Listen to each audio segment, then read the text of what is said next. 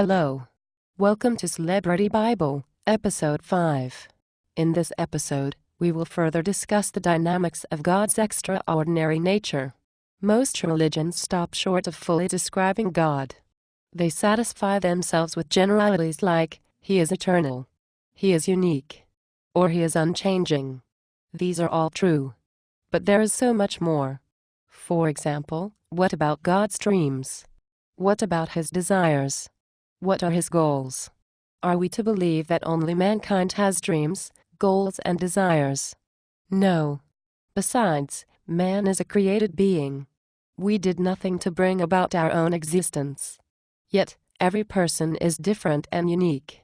In fact, each one of us is so unique, governments now use our uniqueness to mark and keep track of us.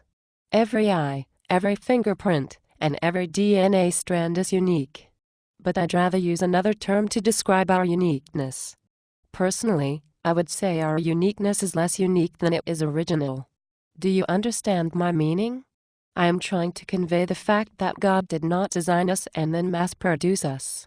On the contrary, God manifested groups of original creations, then programmed each of them to be uniquely original from each other. I am not talking about the differences between humans and animals or animals and plants. No. I am talking about the original differences between each and every human being. Each one is original. There are almost 7 billion people on this planet and each one of them is original. It is the same for animals. And for plants. That's simply mind-boggling, don't you think so?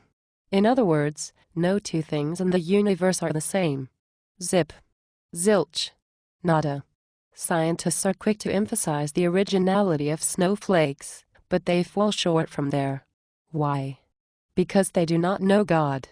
Putting all politics aside, I do not think God ever intended for governments to use our originality against us.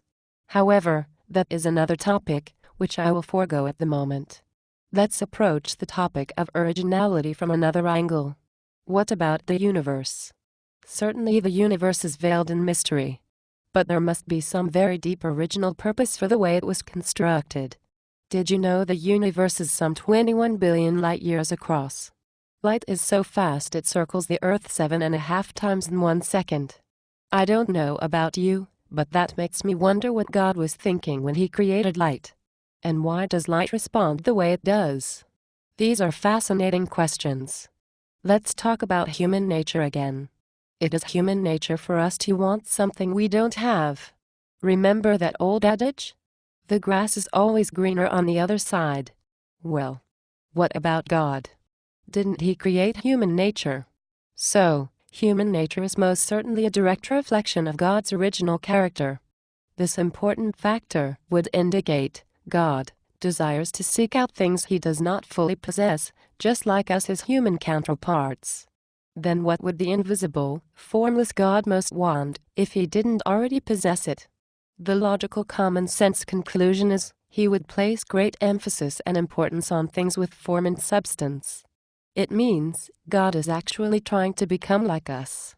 From this viewpoint, it is ironic that God places more value and emphasis on our physical form than we do.